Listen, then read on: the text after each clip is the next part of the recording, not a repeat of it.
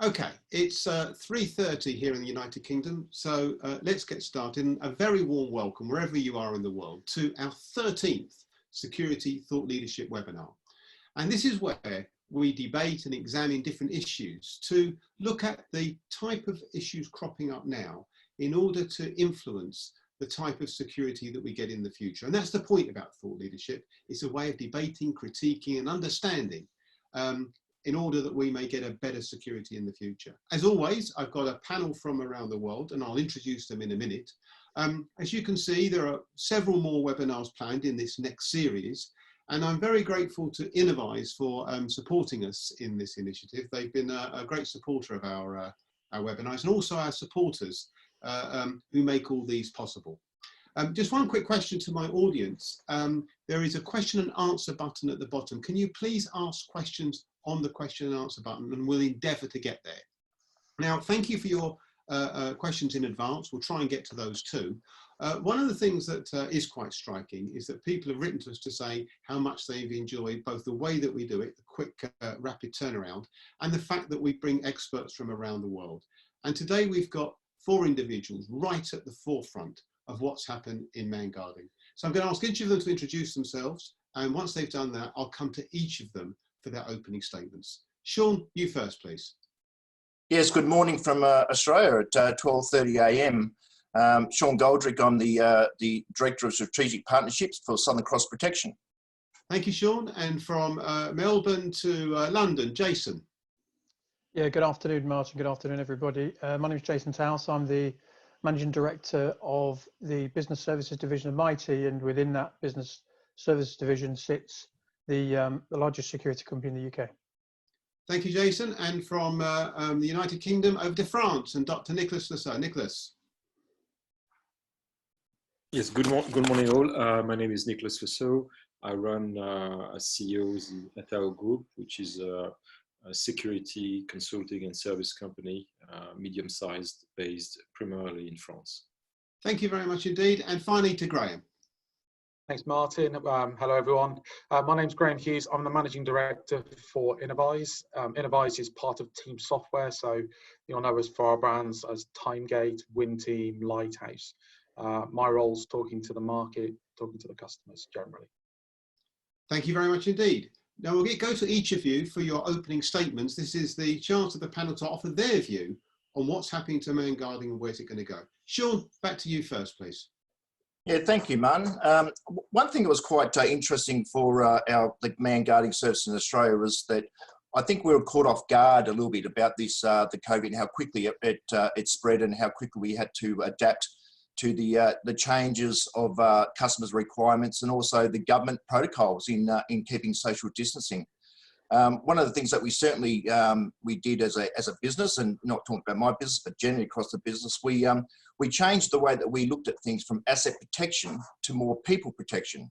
So taking away from looking at the basic building security to actually looking at the safety of people, customers in the retail environment, in fact, customers in all aspects of the industry. And one of the things that was quite interesting was how normally security businesses work in silo. They do their own networking and they work their own assets. It was quite interesting how we all come together to help each other by sharing resources, sharing ideas of how we could provide a service to our customers that's safe for our customers, safe for our people, which is paramount. But also the ability to share that workload was also quite promising and very exciting to see. The services that we provided across the businesses changed from predominantly retail and to other patrol businesses which were closed because their business closed.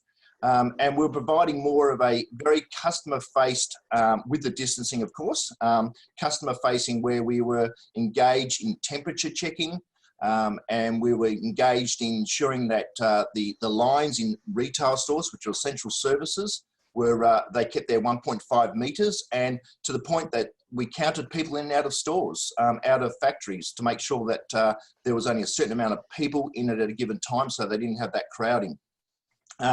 One of the interesting things that we did find was the back of house procedures were probably a little bit lapsed, where we didn't have, as an industry, we didn't really have the procedures developed for the COVID-19 or for this type of virus or any virus.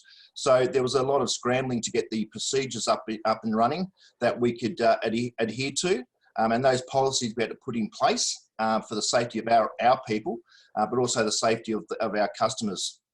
And of course, what came out of all this was that areas that we would not normally provide services for as a typical silo or a typical vertical that we'd work in, expanded our opportunities. And those opportunities were in healthcare, they were in pharmacies, supermarkets, they were in transportation, logistics, and just basically in areas of aged care, which was probably a big part of our business and a big part of the industry. Was aged care was something where we had to keep those areas quarantined to protect the elderly, because that's where most of the COVID was actually hitting, was the aged care facilities, hospitals, and also the medical practitioners.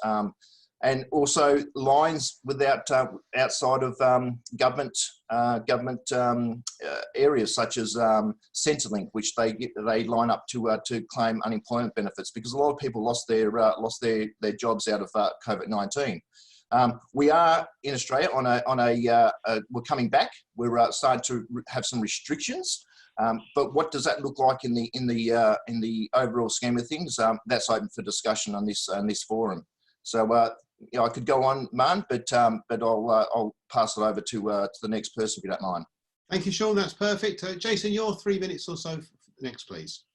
Thank you, Martin. Yeah, I think, look, for us, I think we always know in the UK and Britain that our people step up in the time of crisis. It's the sort of a arena that we operate in on a permanent basis, whatever sector we're in. But nothing could really prepare us for anything like this. But what we've seen is a huge amount of appreciation and gratitude for the guarding sector in the UK. And that's a welcomed level of appreciation and gratitude.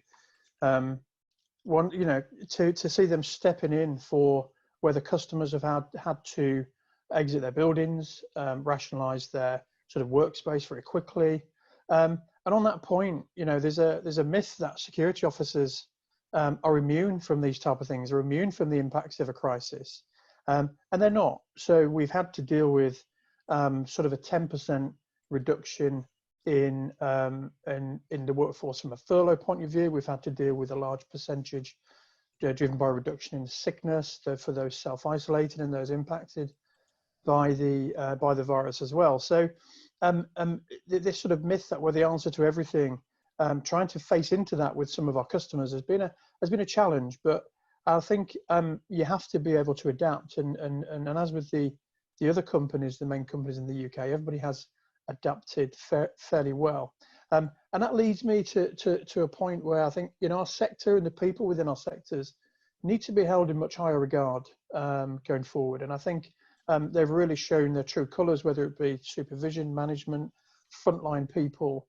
We really have seen people step up to a point where, this bridging of the gap conversation that we've had for a long time between the public and private sector to allow sort of qualified policing to focus on the key areas of policing whilst utilising our thousands of people in this industry to help from a more community policing perspective or a community spirited level of security. And we've seen that primarily in London, where for the first time I've ever known, I've seen businesses have been involved with other businesses where we're collaborating and sharing resources and facing into the challenges together as a unit rather than from an individual perspective.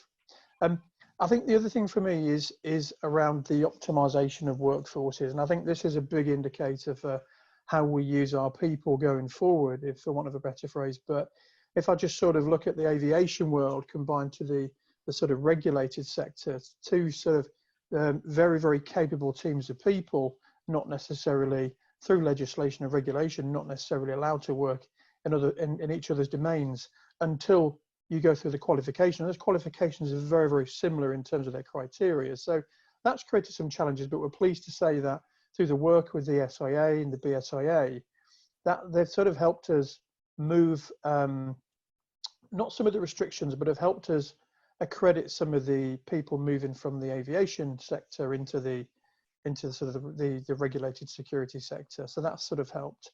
I think in terms of our customers are showing a much broader appreciation for our people, but it remains to be seen whether that's sort of short term, medium or long, depending on sort of the restrictions around budgets.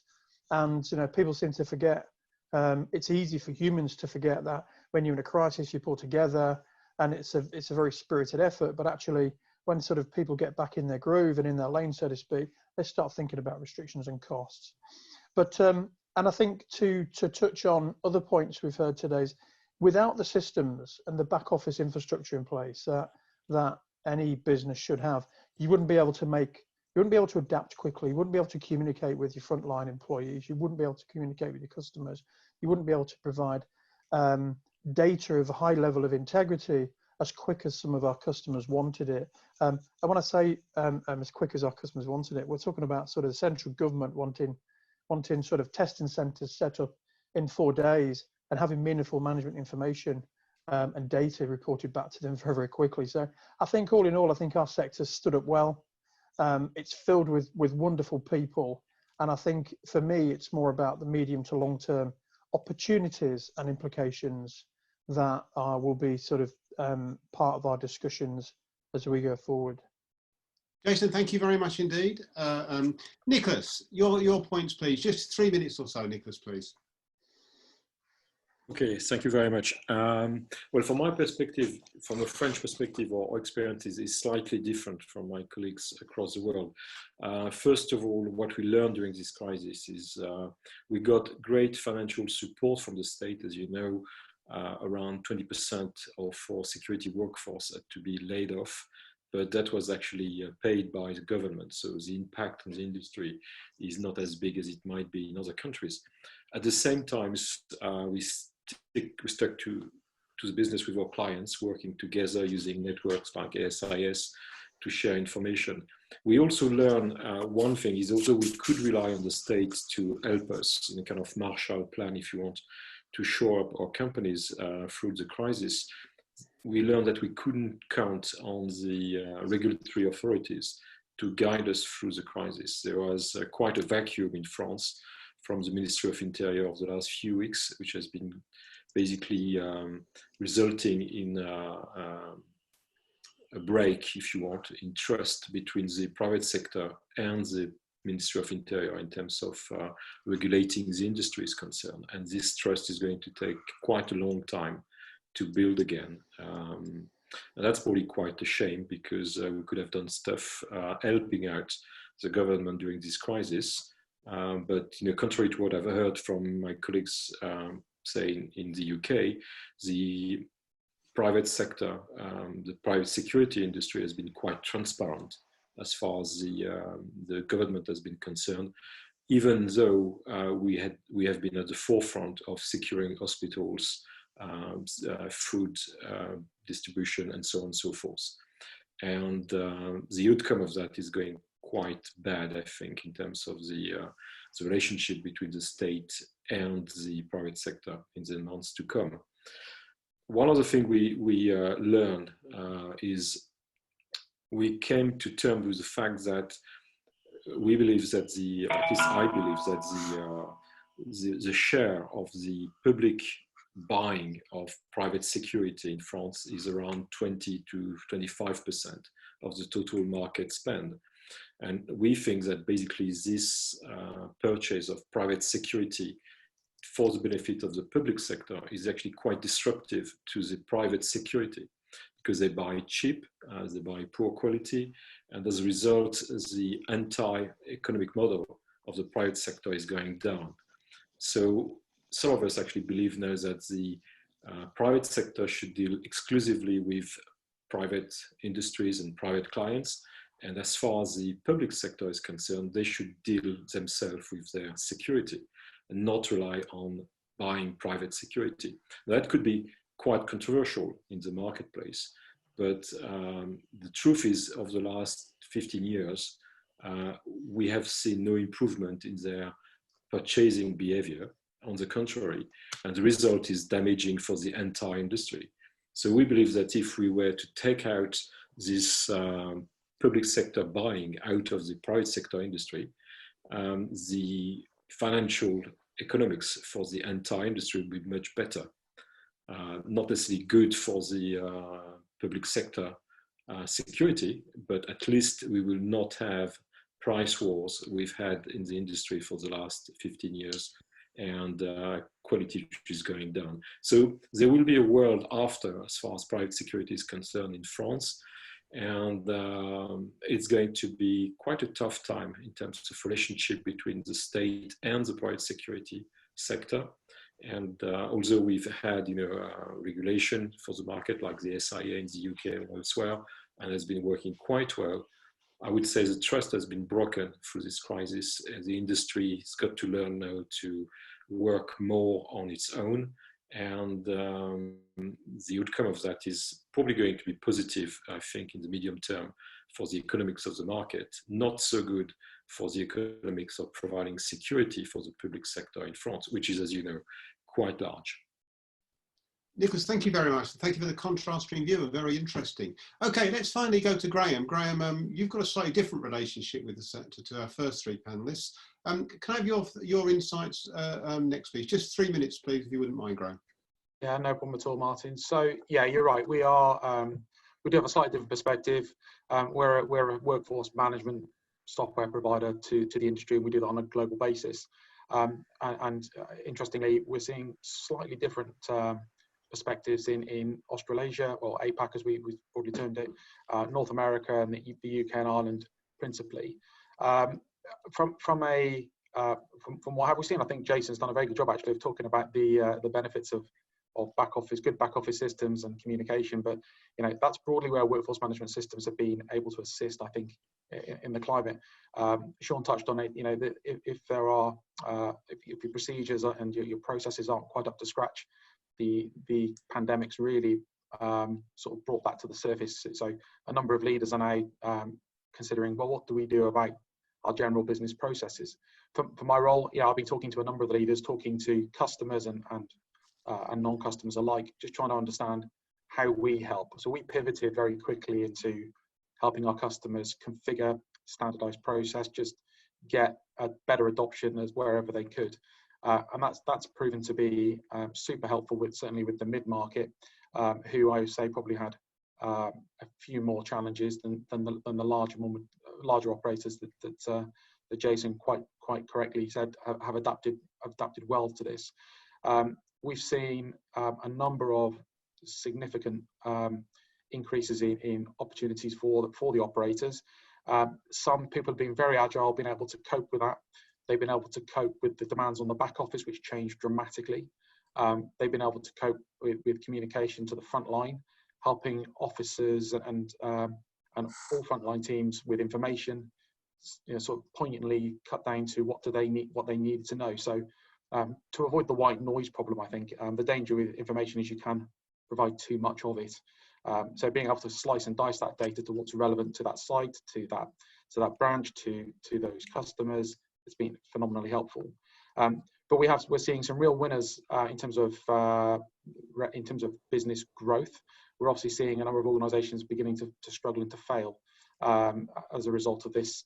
But it really comes down to business maturity, as Jason quite rightly touched, the technology at play, and being able to leverage the asset that technology brings, which is the data.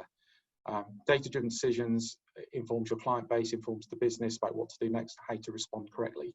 And I think that's where we've largely been engaged, is helping people do that, the analysis, and obviously get the communication that they need out to the people that need it. So I think we've slightly different take on how the industry will do as a result of this. But I guess the rest of the debate will share that thought process.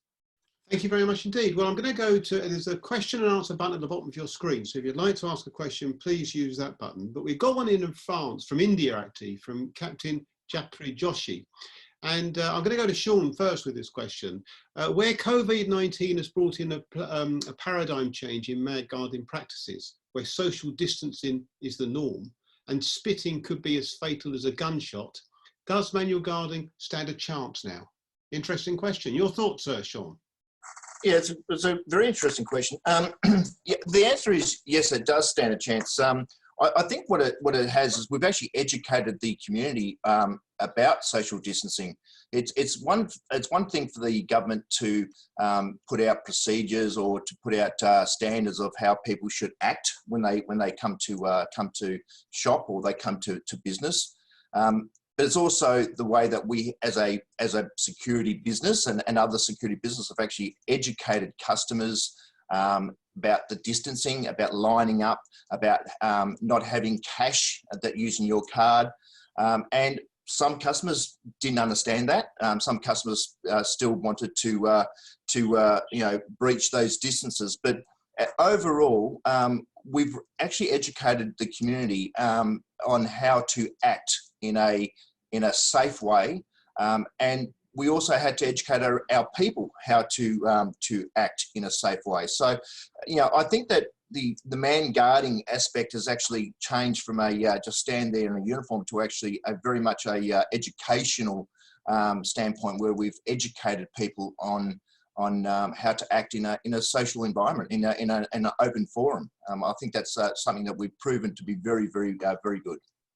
Sean, thank you. Jason, I'm going to come to you with the same question, because it strikes me this is a biggie. I mean, at the moment, there's a lot of support for what's going on, but security officers are on the front line, and this spitting argument has got an extra dimension to it now. It's always unpleasant. Now it's a bit more dangerous.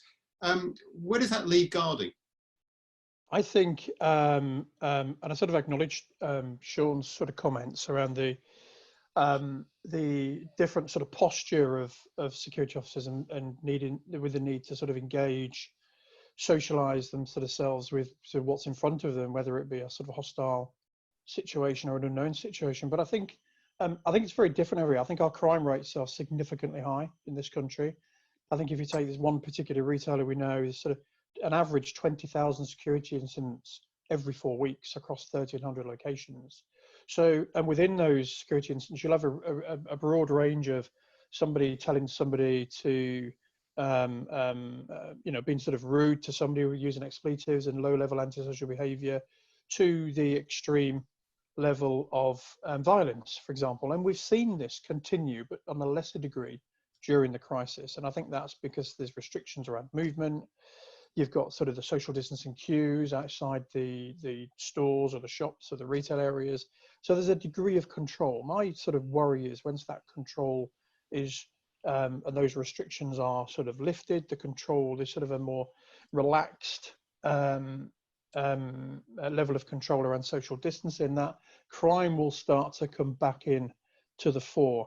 And I think our sort of associations and our sort of regulators, and I'm sort of speaking on sort of home ground here, but I dare say that we'll have similar associations and regulators in other countries. But there's a role for them to play here around engaging with law enforcement and to stop antisocial behaviour and stop violence being what I call a consequenceless crime. And I think there's got to be huge consequence comes with this. And you're quite right. Spitting is for me is as bad as using a weapon. So I think there's a huge role for our affiliations, our regulator, our national business crime centres to help us engage with one voice to help protect our people on the front line. And also there's also a need for the right levels of PPE. I think it's going to be a long time before we see PPE sort of disappear.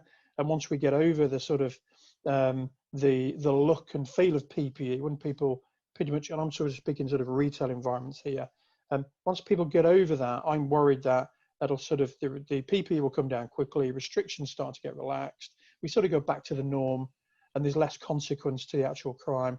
And I think then we'll start to see something done about it. But I'd hope that we start to see some support for our sector in the interim. Thank you very much indeed. I'm just going to come to Graham now. And Graham, I've got a question here that from Simon Roberts in Nairobi. And he says, does the panel consider the future industry being characterised by equipment monitored by people, or people monitored by equipment? In essence, what will be the primary resource? Now, you're a bit biased, so I'll come to Nicholas afterwards, but your thoughts on that? It's a biggie. Yeah, so I see a hybrid opportunity. So I don't actually think the mix will change dramatically. I do think we will see more of everything as a consequence of this. To the point I think touched on earlier in the sort of the opening statements, there's a newfound appreciation for our frontline teams, be they security, cleaning, or anybody else.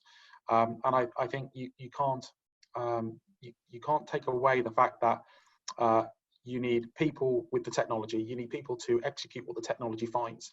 Well, I don't envisage officers being swapped out for technology. What I envisage is people now realizing the benefits of humans helping keep society in order, however they come to be.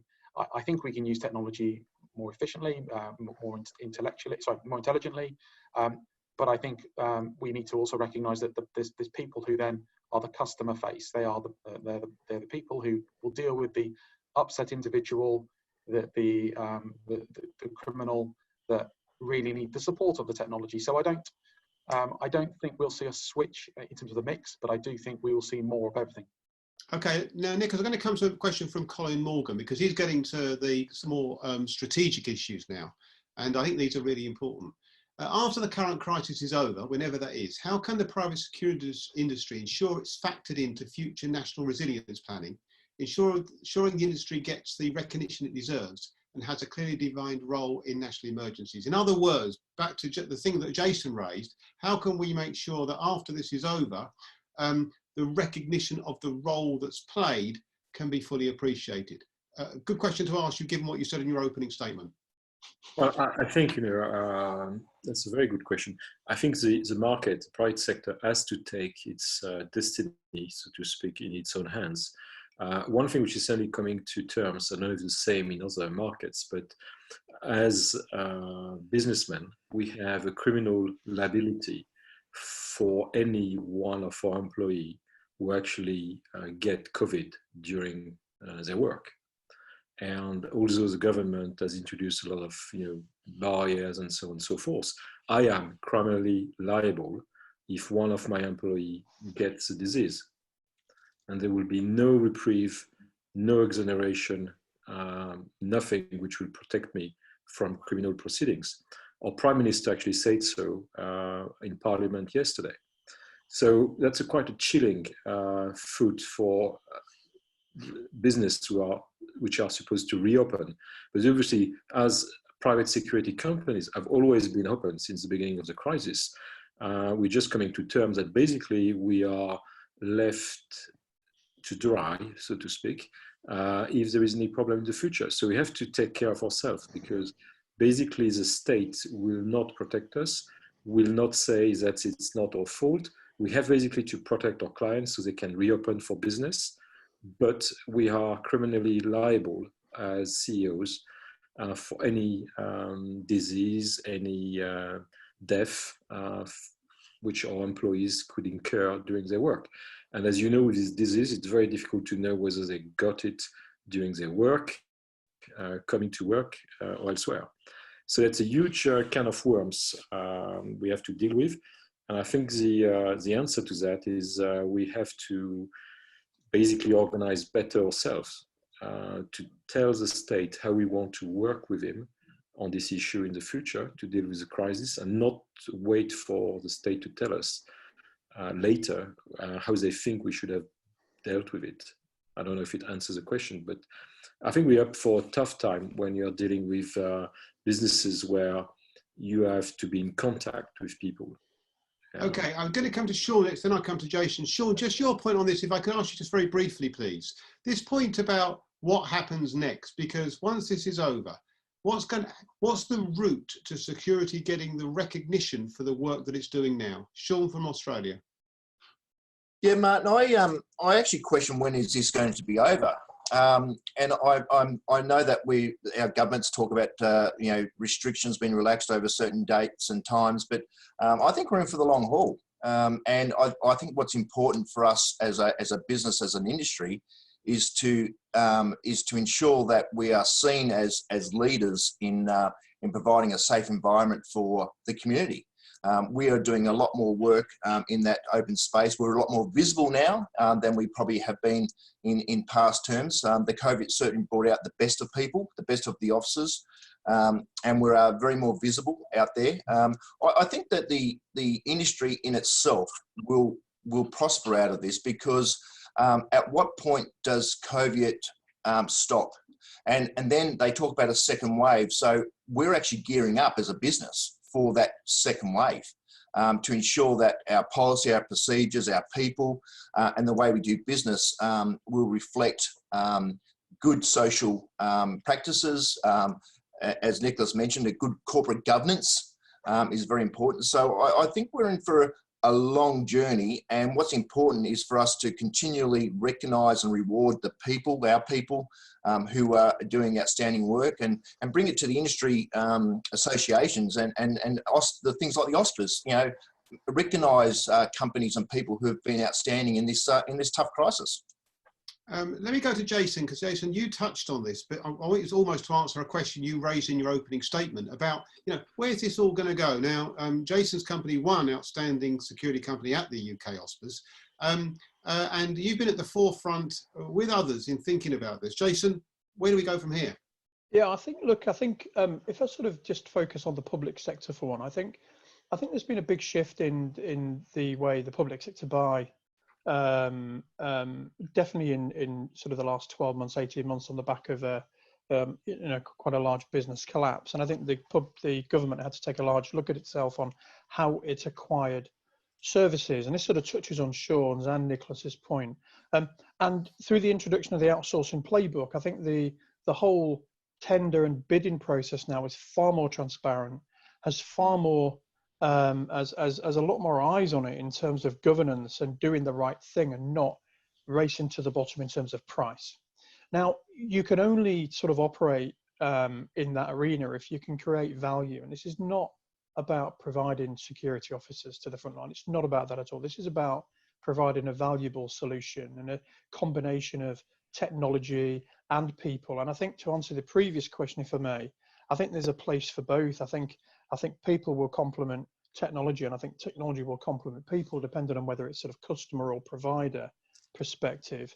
But I think also, I think if we, you know, send a police officer, and I say we because we're taxpayers, if we send a police officer into a hostile environment with the right level of PPE, then if we're going to use security officers to sort of bridge the gap and work and sort of the front line in some of these hostile situations, we also need to be providing them with the same levels of PPE. This is not just a sort of cheaper option and to sort of fill the holes of sort of expensive police officers. So I think it's about the government, the public sector now sort of getting their outsourcing playbook in line. And well, I've seen evidence of that. And we as a business will only engage with public sector bids that are observing the outsourcing playbook, because it guarantees a level of transparency around it. I think having the right technology, and if you don't have, about being honest as well, if you don't have the right technology and the right people and the right systems, don't bid. Don't bid. And there's a lot, we say a lot about, you know, it's bought on price and this, that and the other, but some companies face into some of these bids with their eyes closed, not with their eyes open. And I think they bid irresponsibly, as well as some customers have let contracts in the past irresponsibly as well. And we need to be, to sort of a previous point, we need to be brave enough to tell the state and tell the government to say, actually, you need to be buying this way. This is the solution. This is not about a binary security guarded model. It's about the solution, and was going to drive a very, very different outcome for the purchaser of those services. And on that point, that sort of dovetails directly into the private sector. And I think the private sector's buying behaviours are far more advanced than that of the public sector, and public sector sort of catching up. But in summary, observe good buying, you know, sort of meeting the buyer with the right principles in place, have the right solution, observe the same levels of protection for our people as we would for any kind of civil servant. And I think we'll be starting to move in the right direction and providing what I would call more of a career, I'm not saying a career, more of a career for this valued commodity in our country. Jason, thank you very much indeed. Graham, I've got a question from you, from Charles Alou, just on this technology, since Jason's brought it back on the agenda. And And Charles is saying about new ways of working, especially with sanitisation. This has brought in serious thinking on technological security in terms of the use of biometrics, use of metal detectors and such like. These sorts of developments have been around for a while. We've got the temperature issues now. Are you expecting to see much of a change in practice at the sharp end? Just very quickly, Graham, if I might, please. Yeah, absolutely, and I think people are beginning to realise that things have got to change. So, conversations we're having now, for example, we're typically using biometric tools to validate the right people are turning up at the right sites, right locations. They're moving away from fingerprint and finger vein, where you touch sensors, to facial recognition, because it's touchless. They're moving away from requiring people to touch panels on a wall entirely, in fact, and advocating more use of personal mobiles. So technology is absolutely changing. To be candid, though, I don't think we're setting the world on fire. I think we're catching up with the way that other sectors have already adopted technology. I think Jason's made the point very articulately that the way that, and I think Sean touched on this as well, the way that procurement has gone about sort of hamstringing the providers here to invest, so that they can get the right tools and the right technology to help the front line. I think that's got a big part to play, a part of the problem. So if we can switch the thinking now to allow these organisations to invest, they'll just take what's already there, Martin. And I think there's lots of good technology there. I mean, we talked just before the call about how quickly Zoom and Teams have been adopted. Across most enterprises, it's obvious that the stuff's there and can be adopted and taken on board very, very quickly to help us react. I think if you start thinking about what next, well, Sean touched on we're picking up for wave 2. So if this comes back in another big wave, but that's this pandemic. What about the next pandemic? What's the next big thing that's going to disrupt industry? Are we prepared for it? Are we equipped for it? Are we thinking that far ahead? That's my general concern. But technology will have its role in helping us all survive each of those scenarios. Thank you, Graham. I didn't know about that, by the way. Okay, I've got a question here from Ireland and Yassin. I hope I've pronounced that right, which has cropped up on a previous webinar, by the way. So I'm going to ask you, Sean, first for a comment. And it's about the recession the economic recession that's going to last for a while. And there's this view that when that happens, security is one of the first to go. Historically, that's often been the case. Are you concerned, Sean, that will happen with security? And if not, why not? Very quickly, if I could ask you, please, we're getting near the end. Martin, no, I don't think there's going to impact manned security, because whenever there's a recession, there's still assets that people want protected. And during that time of recession, we have to guard those. We have to man them. We have to patrol them. We still have to ensure that that we provide safety in a safe workplace. That's always going to happen. So yes, they talk about a recession, but at the end of the day, man guarding will still have a position, and it will still have an area that we have to provide that cover of protection for what people have spent a lot of money on, and that's their asset, that's their business, that's their people. So I'm not afraid of the recession from a security point of view. Are you, Jason? No, I think we'll see security used in different ways, but I agree with Sean. I think if we talk about opportunity with the best sort of sense, the best sort of with the greatest level of respect, I think security will look different. If you think about sort of some of the auditing, some of the social distancing monitoring, just the way we use security. There's a degree of hope in there as well from me, and some wishful thinking, but I think there'll be a place for it, but I think it may look different. Very quickly, I'm going to come to Nicholas. I've got a question here from Jeff Seidler, and it's a question, Nicholas, which says, what activity should man guarding companies in each country be doing, industry-wide perhaps, to improve the market on exit? So it's taking a sort of position for the security sector. Is there something the sector can be doing to improve its position so it comes out better afterwards? Nicholas, very quickly, if I might. Well, we need to work more closely with our clients to understand how we can help them to set up secure environment for their workers. I mean, that includes using new technologies. In France, for example, it's quite cumbersome to work with things like taking temperatures, low prevents it, and so on and so forth. So we have to do a lot of work on convincing the government or part of the government that these new technologies can actually help secure better environment. And we have to work with our clients also to see how we can reshape security to help them secure this environment. Overall, we haven't been very impacted, to be honest, by the crisis. Because if I take out some activities which have been completely shut down, like airports, in truth, the private security sector has been less impacted than the whole industry, because we're still operating, we still do secure buildings, we still need to guard premises and so on and so forth. And it will be even more the case when we exit. And as you know, in France, it's starting next week, so it's going to be quite fun. But we'll have to work differently, that's for sure. And the biggest obstacle we see at the moment is not our clients, is to convince jointly with our clients, the government, to update, if you want, their practices, some of the laws, so we can better combine humans and technology to secure premises, which is in France still a long way off. Because thank you very much indeed. I'm just going to come to each of the panel now for a final comment, just perhaps on the central question we're looking at today. What next for man guarding, and what does the future look like? Just in 30 seconds, if I might, for each of you for a comment. Let me come, Sean, your final comment, please.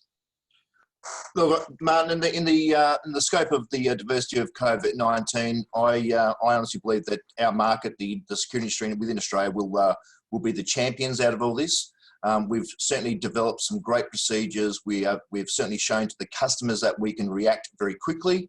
And overall, it's about our people. Our people are just amazing how they've responded, come to the front floor of the diversity to put themselves out there to ensure that their customers and they are safe. So I think that overall within Australia, we'll come out of this okay.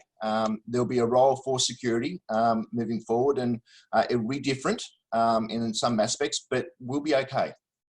Thank you very much indeed. Jason, your final comments, just 30 seconds, please, if I could, to you too. Yeah, I think echoing some of that, I think we'll come out fairly strong. I think there's been some good credit obtained by the security sector. I think we need to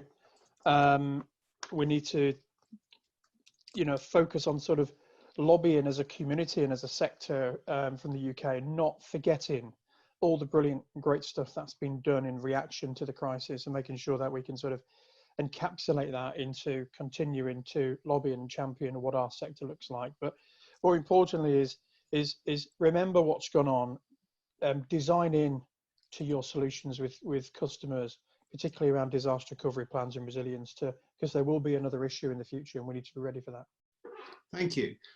Nicholas, your final comment, please, just in 30 seconds, if I could. Well, in 30 seconds, basically, we'll have to work out with our clients how to manage the increased cost of securing or security people to provide security. Basically, you have a huge increase of cost, and clients in the end always pay the bill one way or another. So we'll have to reshape security, maybe less guarding, more technology, so the total bill for a client is still affordable. Thank you very much indeed. Graham, it seems appropriate to leave the final word to you from the panel. Your final thoughts, please, just in 30 seconds. Yeah, no, I keep thinking about the dynamic of what I touched on earlier. There's been winners and losers in this. I think Warren Buffett said, you can tell who's been swimming without trunks and when the tide goes out. I think this is one of those points when the tide's gone out. Notwithstanding that, what I think we've seen is we've seen some great work. We've seen some phenomenal people power pulling together. I think there's a newfound appreciation of these key workers. I think that's going to be a legacy of this, and not just the key workers, but the organisations who collaborate with the clients at a corporate level. I think that's going to resonate well for a long time, and I'm hopeful.